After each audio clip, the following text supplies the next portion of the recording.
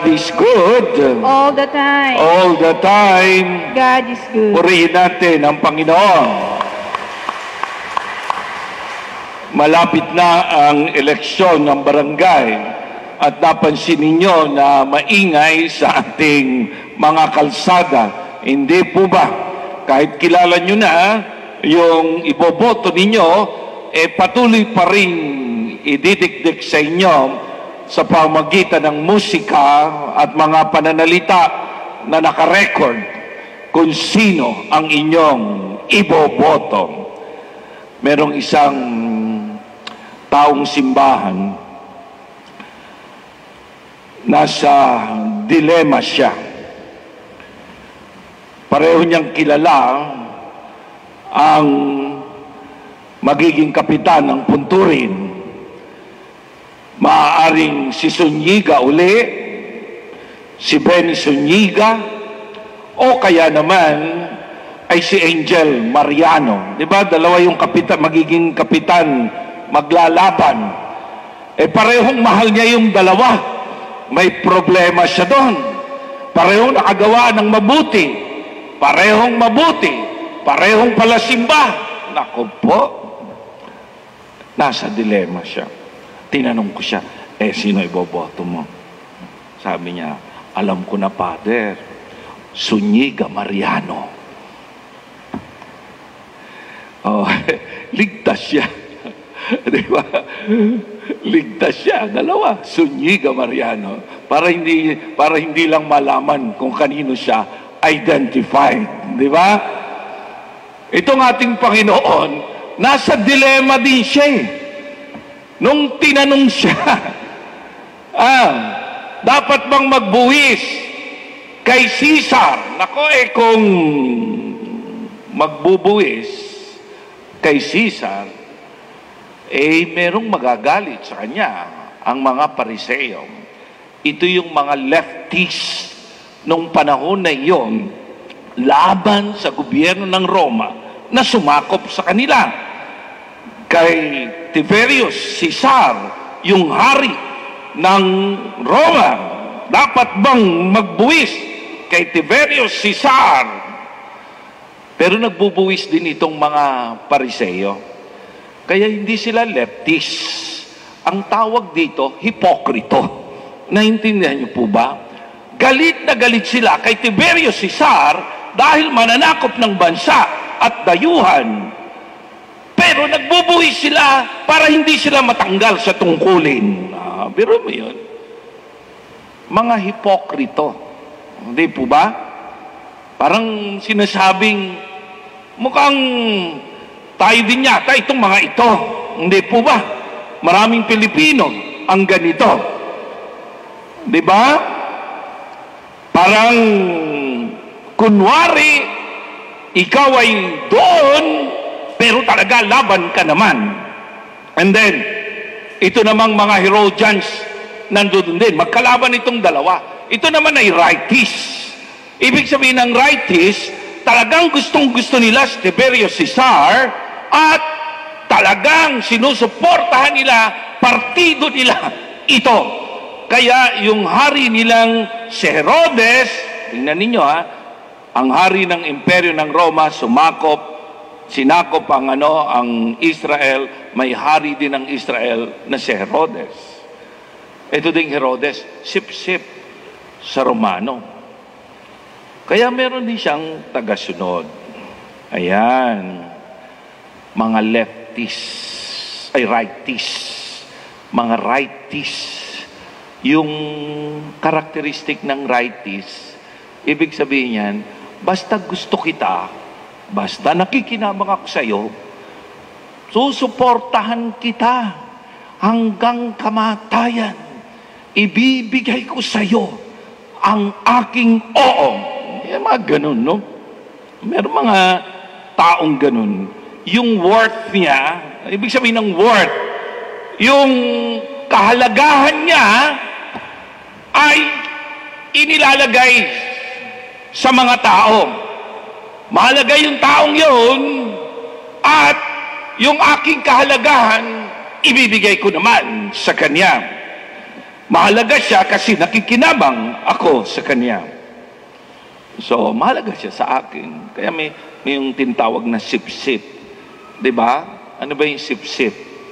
Shy, insecure person. Unang sip, no? Shy, insecure person. Unang sip. Seeking for immediate promotion. Pangalawang sip. Seeking for immediate promotion. Ibig sabihin, gusto kong maitaas. Hihiya-hiya ako. Kunwari, hihiya-hiya. Yung pala, gustong itaas. Yan, seeking for immediate promotion. Marami ngayon yan, ganyan. Diba? Lumalapit sa Iglesia ni Cristo. Lumalapit kung kani-kanino. Hihiya-hiya.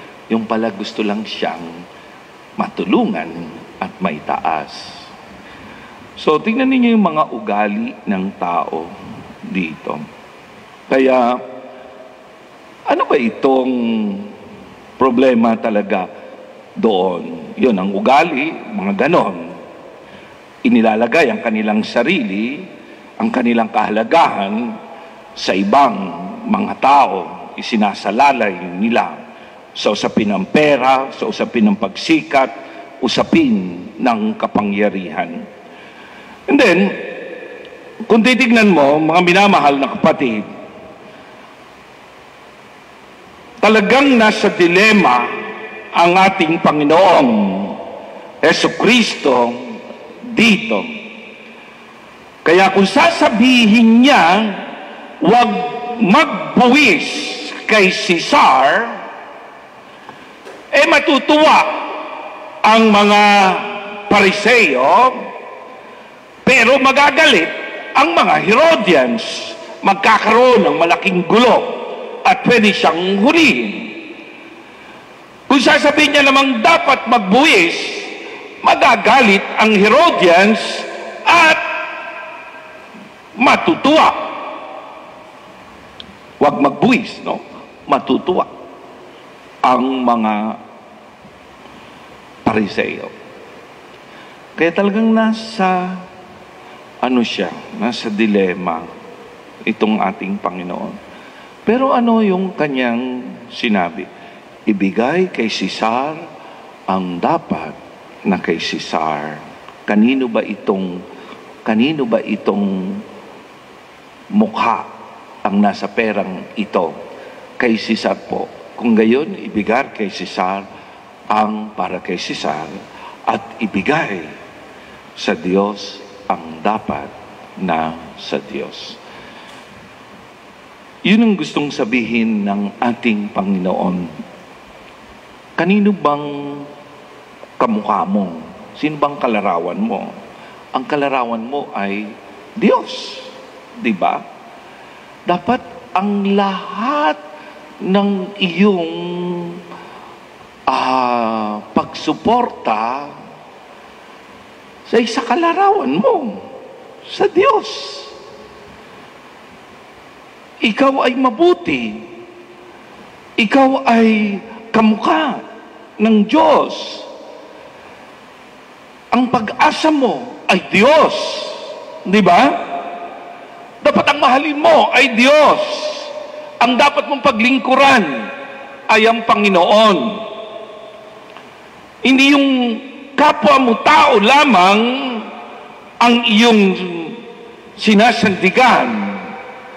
At dito sa Pilipinas, yan ang problema sa atin. Kaya hindi tayo makawala-wala sa politika. Di ba? Yung tinatawag na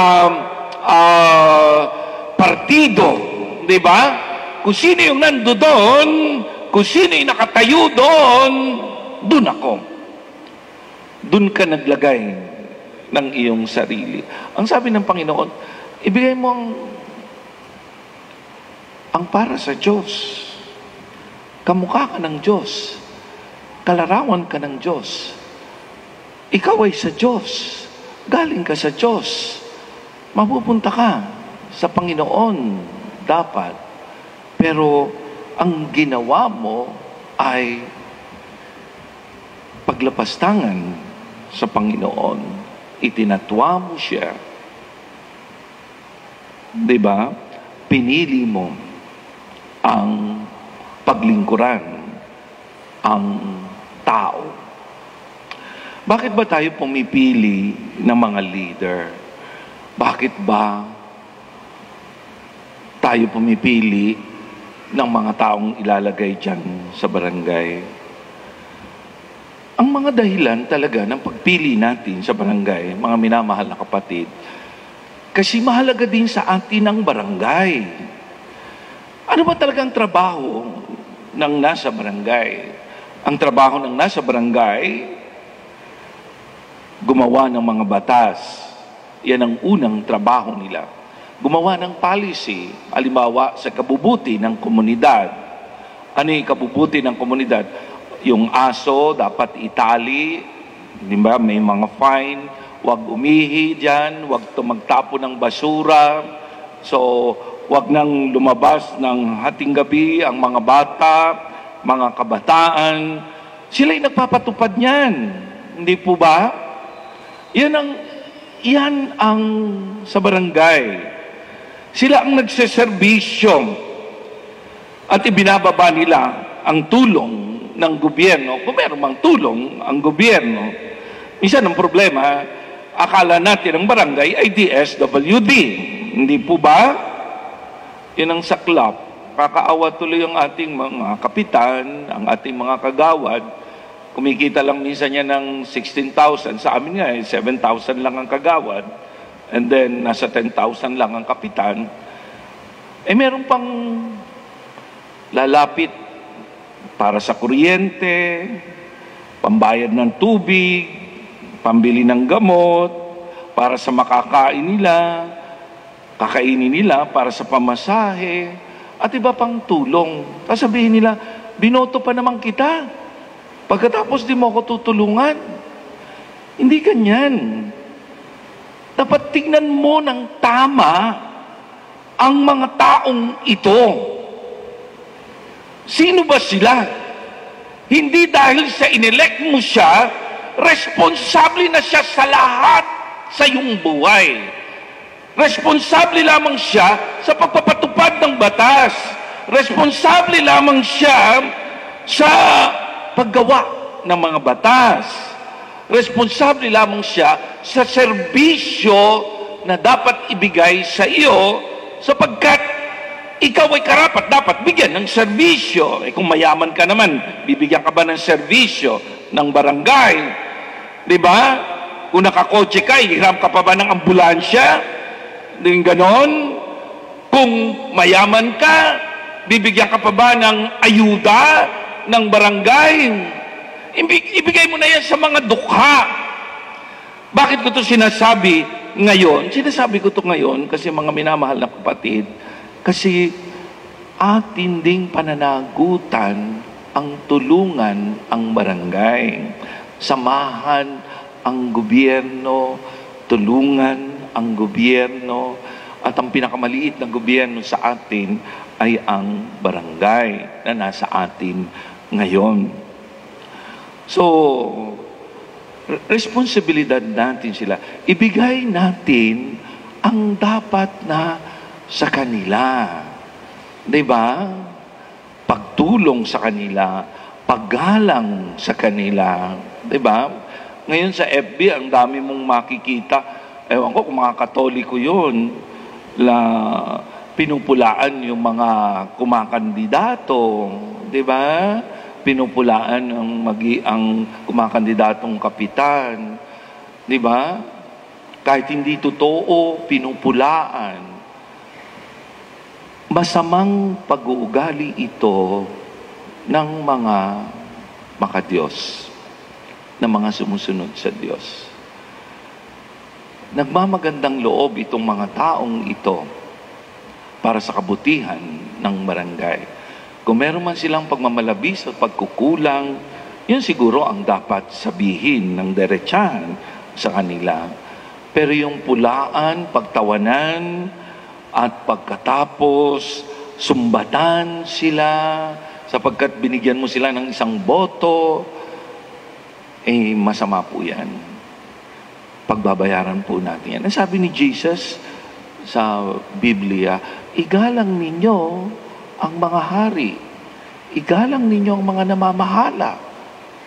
Tulungan nyo sila sa kanilang mga gawain sapagkat napakahirap ng kanilang mga gawain. Isinasakripisyo nila ang kanilang pamilya. So, paano ba tayo boboto? Hindi tayo boboto at titignan lang ang partido. Ano po yung partido? Ito yung masaklap sa Pilipinas. Pag nakasama na kayo sa partido, parang ang konsensya ninyo hindi nagagana. Okay? Ay, hindi, basta ito'y boboto ko. Kahit na anong sabihin mo, hindi, ito boboto ko. Kahit na sabihin mong nagnanakaw siya, kahit na sabihin mong siya ay immoral na tao, kahit sabihin mong siya ay gumagawa ng mga hocus-pocus, modus operandi, siya ang iboboto ko, sarado na ang isip ko. Yan ang mali pa rin sa mga botante, sa mga Kristiyano. Gamitin mo ang iyong konsensya. Talagang suriin mo ang taong ito. Ito ba talaga ay mabuti sa kanyang pamilya? Mabuting huwaran ba siya? Ito ba talaga ay nakakatulong at noong pang may record siyang gumagawa ng mga kabutihan? Ito ba'y maka-Diyos? Ito bang taong ito? Ito bang taong ito ay hindi nagnanakaw? Ito bang taong ito hindi mapanirang puri? Ito bang taong ito ay padaskol-dakskol, masama ang kanyang pag-uugali? Ito bang taong ito ay kumikiling sa iba, lalong-lalo na yung mga bumoto lang sa kanya? Kasi ang barangay dapat apolitical na tinatawag. Ano ibig sabihin ng apolitical? Hindi siya namimili kahit hindi siya binoto noon kung siya ay nahalal. Dapat hindi siya namimili. Apolitical siya. Hindi siya katulad ng mga mayor na talagang political sila. Namimili sila. Dapat talaga hindi pag-uugali yan. Pero sa barangay, dapat apolitical sila. Lahat ng tao ay kanilang binibigyan ng tamang pagkalinga at serbisyo. Ito bang taong ito ay nagsiservisyo ng tama? So, yun po yung gustong sabihin sa atin. Kaya sabi ni Jesus, ibigay ang para kay Cesar at ibigay ang para sa Diyos. Ano yung para sa Diyos? Sa ikabubuti ng barangay, sa kabubuti ng sangkatauhan. Hindi po ba? So, yun po yun. Kaya, tingnan po natin, ayan, ang sabi ng ating Panginoon. And then, tingnan din natin yung ating sarili. No? Kasi parte nga ng pananampalataya natin yan. So, ako ba ay bumoboto na hindi ko inilalagay ang aking worth, yung aking kalagahan ng pagkatao doon sa taong iyon? Mahalaga siya.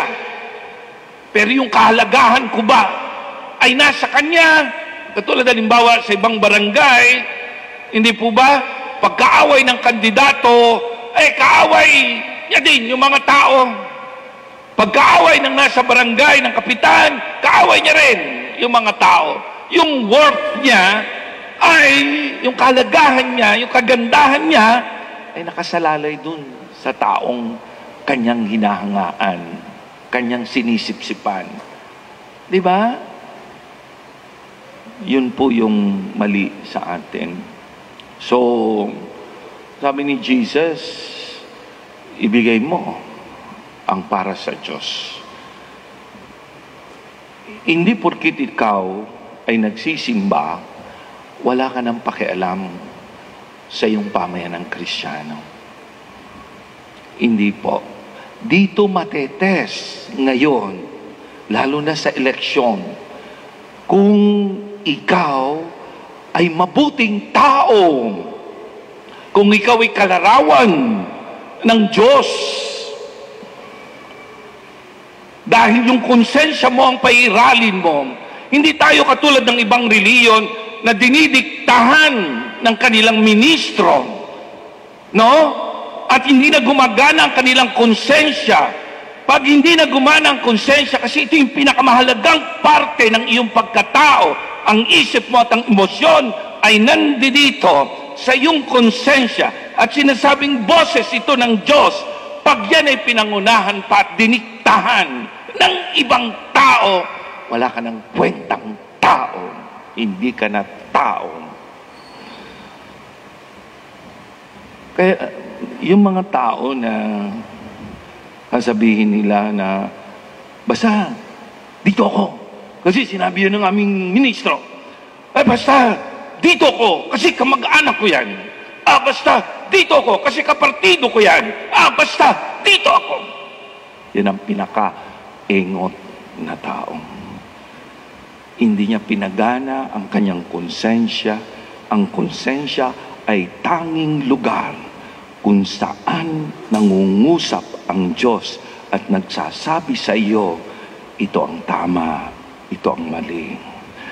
Pag ginawa mo ng kaibigan ang iyong konsensya, ano yung kaibigan yung konsensya? Hindi na umaangal yung konsensya.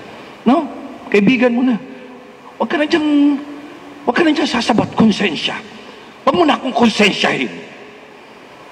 Pag ganyan ang konsensya mo, kinaibigan mo na, ginawa mo ng alipin, sunod-sunuran ang konsensya mo sa iyo, ikaw na ang pinaka-engot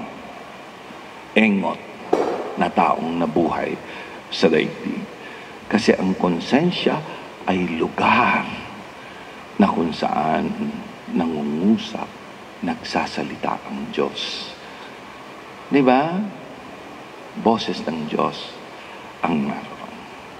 So yun po, sana yung sinabi naman ni Jesus na ibigay sa Diyos, ang dapat sa Diyos, ibigay sa mga sa hari o kay Caesar, ang dapat ni Caesar.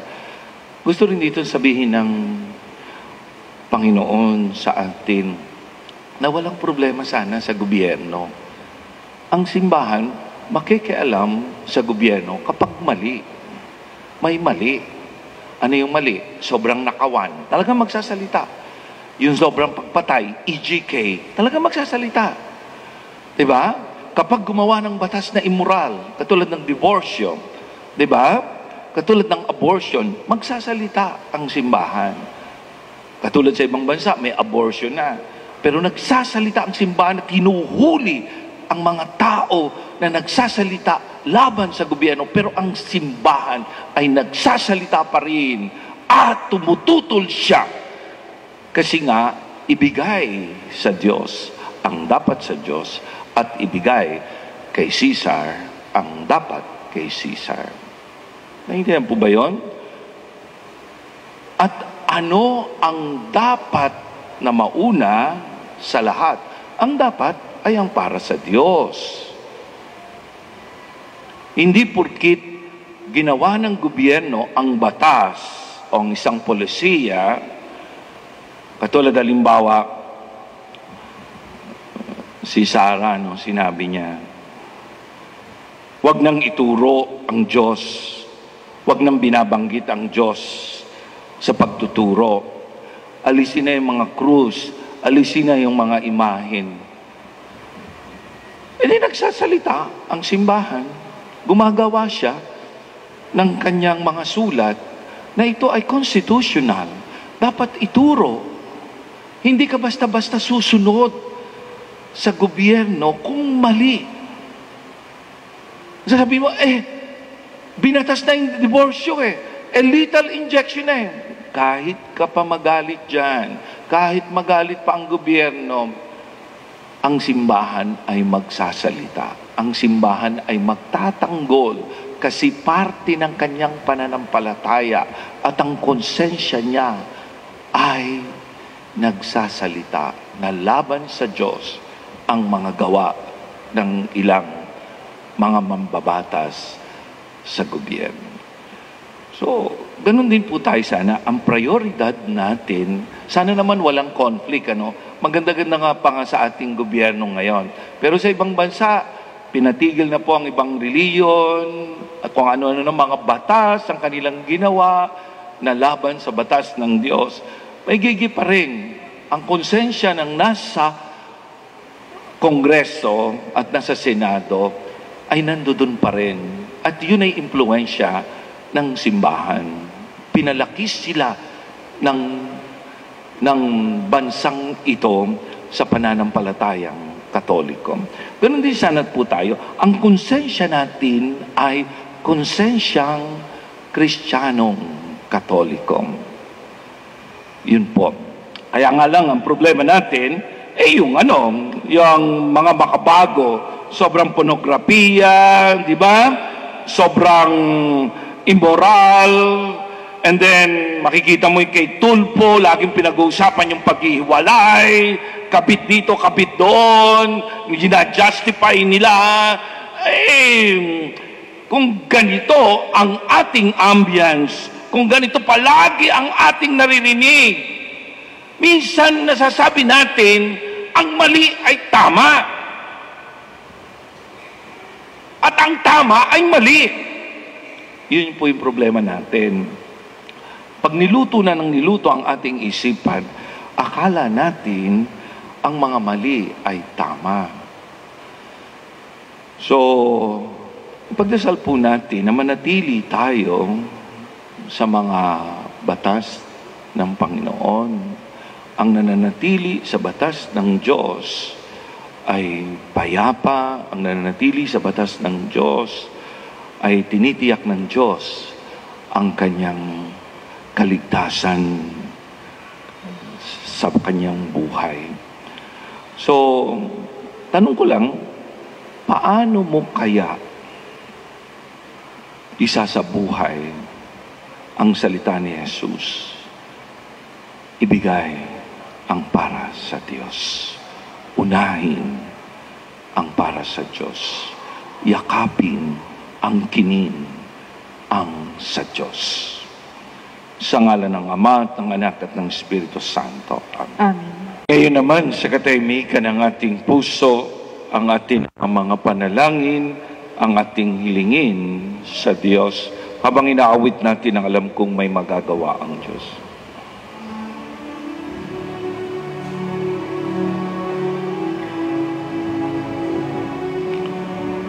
Alam kong may magagawa ang Diyos.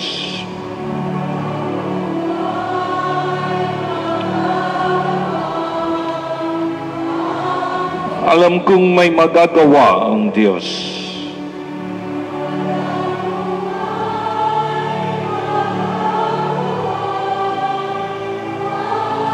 Kung ako'y magtatapat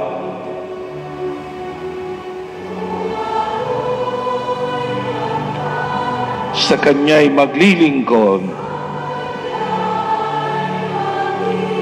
alam kong may magagawa ang Diyos.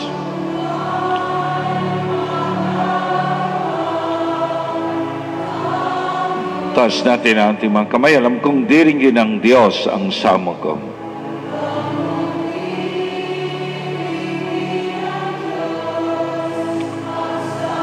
Alam kong diringgin ng Diyos ang samo ko.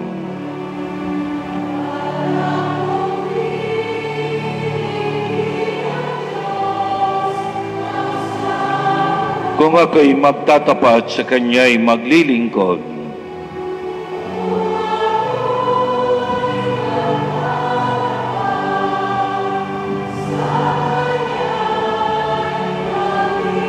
alam kong diringin ng Diyos ang samo ko.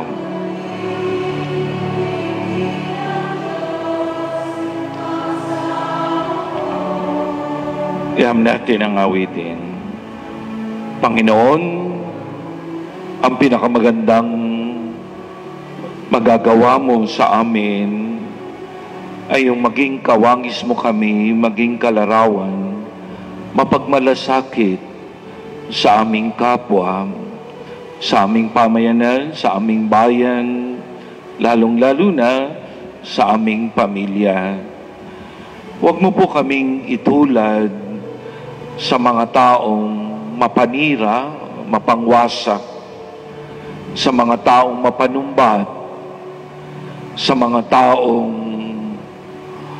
naghahangad lamang ng material, naghahangad na siya'y makitang magaling sa paningin ng iba. Yung ikinakapit ang sarili, ang kanyang sariling kahalagahan sa iba. Mahalaga po kami sa iyong mata.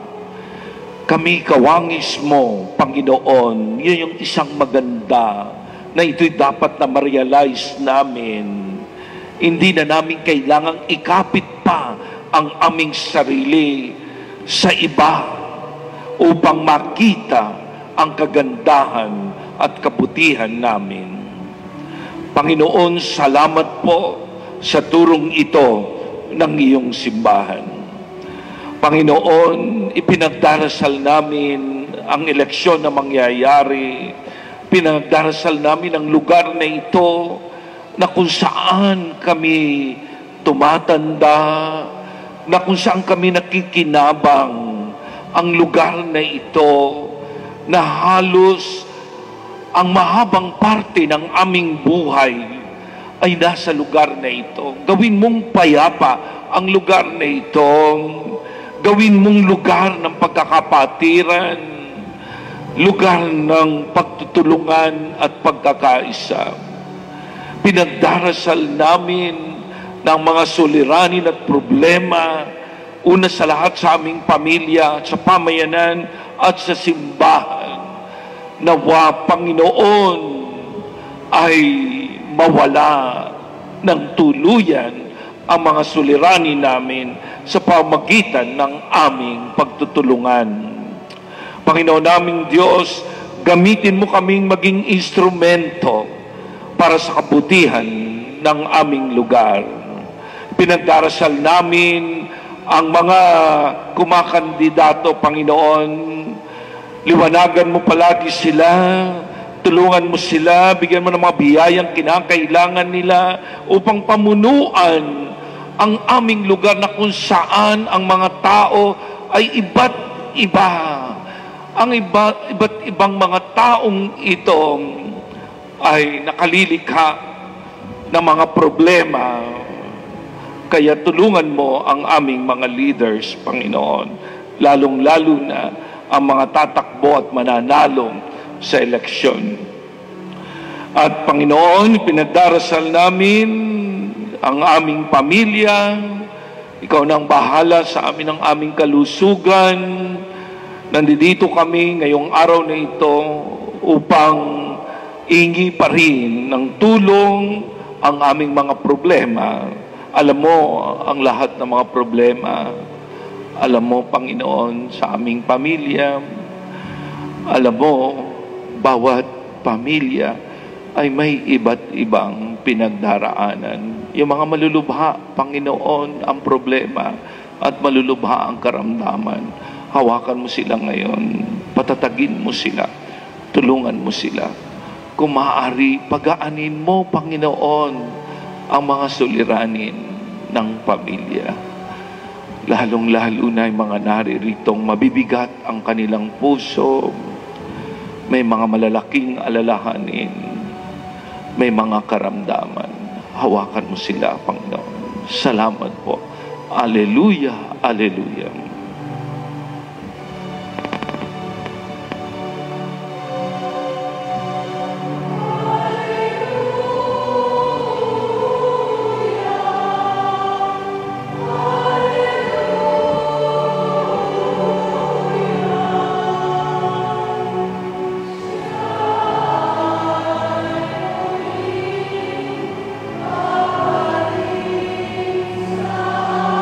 Alleluia, alleluia.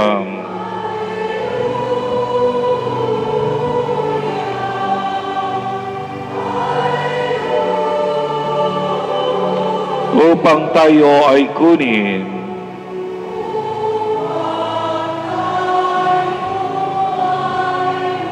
Sabihin mo sa katabi mo, merong magandang mangyayari sa iyo.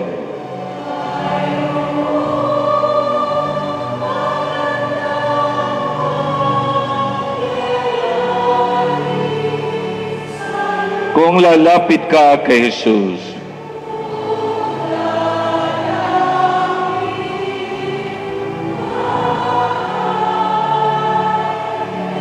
sabihin mo, merong magandang mangyayari sa iyo.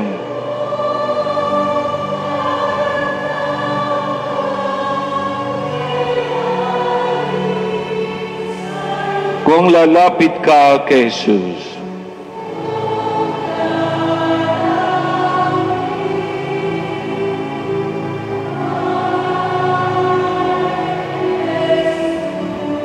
salamat po, Panginoon, binasbasan mo kami ngayong umaga. Salamat po, dininig mo kami. Ang lahat ng ito inihiling namin sa pamamagitan ni Kristong aming Panginoon. Amen. Purihin natin ang Panginoon.